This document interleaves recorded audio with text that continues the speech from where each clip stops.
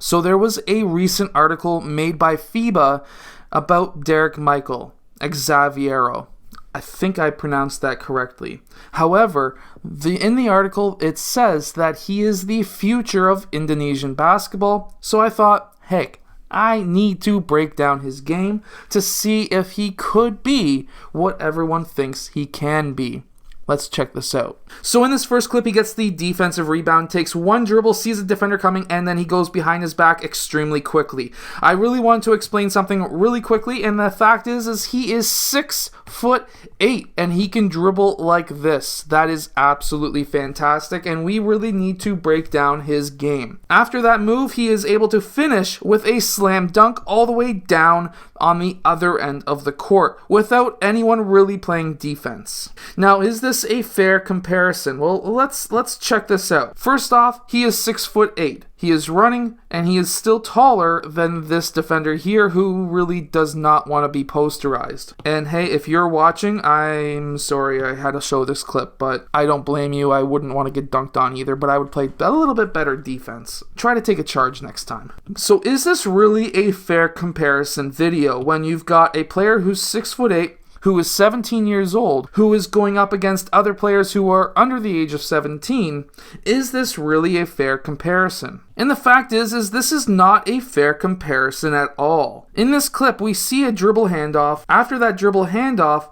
he sets that screen. This defender has already gone past him, and he takes his time trying to cut towards the rim. And in fact, does a moving screen at the same time, which at least at the high school level in the United States, most likely that would be called a moving screen, and if it wasn't, if I was the other team's coach, I would be very mad. However, he can gobble up every single rebound. He knows where that ball is going to go off the rim, and he's able to finish softly off the backboard, which is something that a lot of taller players at the younger age groups have troubles doing, let's face it. He's also able to run the court extremely well. Here we have a player who is, of course, way down court, gets that pass, puts it up off the backboard, and then this player is able to then get that offensive rebound, and Derrick Michael here is able to then pass off, which was kind of curious why you would pass off to a shorter player in the low post.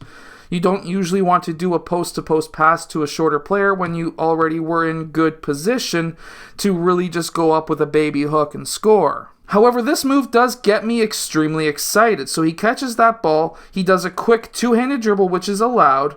He's able to then do a quick jump stop with pretty much the whole other team around him trying to block his shot, and he's able to go up for a beautiful baby hook. This next clip really shows a lot of body control. So he gathers that ball, he's on 2 feet, he's then goes and steps through those two defenders, and he's able to push up, almost like a push shot / baby hook. Now, the reason why this is important is because it is a lot of body control. However, the only issue I have with it right now is the fact that it was actually a slight travel. He landed on his right foot first, which means that that's his pivot. He then steps through onto his left, and then steps through, which that is a travel in basketball. Now, when he lands, what he should have done from here was a quick two-handed dribble, push through to the other side behind this player, and then do a quick jump stop over here, and he would have easily had either a shot off the backboard or a pass over to this guy if he moved over here. So what he should have done here,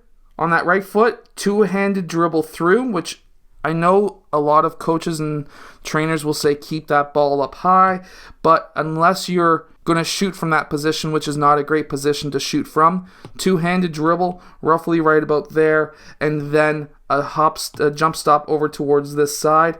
He could have went up off the backboard, could have kicked it out to him, kicked it out to him, kicked it over to him. A couple of different options there, but he still was able to score over 3 players. Now let's face it, the body control it takes to do this move is high, but again, let's see. Picks up on the right foot, left, right, that's allowed, and dunk. This is a high-level move, in my opinion, for a 16 or 17-year-old to be able to do, and I personally think that's a lot of body control for somebody his age. He's also able to dribble the ball under control, keeping his head up. looking for players down court, keeping that ball and defending that ball. The only issue I see here is he went down and towards the corner, which with proper coaching, he would have been trapped.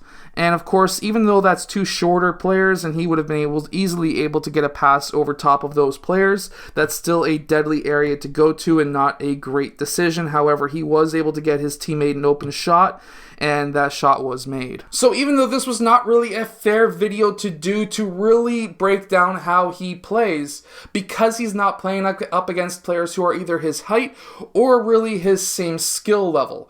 However, what I would really like to see from Derrick Michael is for him to actually go into the United States or maybe go into Europe and try to make a name for himself somehow. I think he has the potential skills to make a big bang. However, if he was to stay in Indonesia playing against the same kind of players as he's playing against here, it's actually hurting his development. He needs to play against better players, and that goes for you, the viewer, as well. If you really want to improve your game, you need to play against the best competition possible.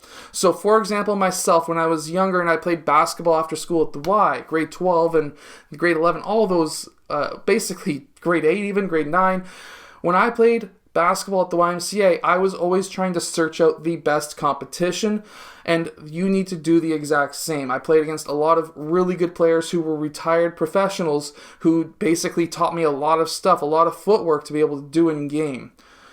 Now, at first, yes, they may say, hey, you're not old enough, you're not good enough, but that's okay. If you can get a possible in where a player goes down injured, or if you can get a possible in saying, hey, I'll be the extra man if you guys need me, and if you get in just one game, that is going to be huge, because that's going to allow you to obviously make a name for yourself in your small little group there.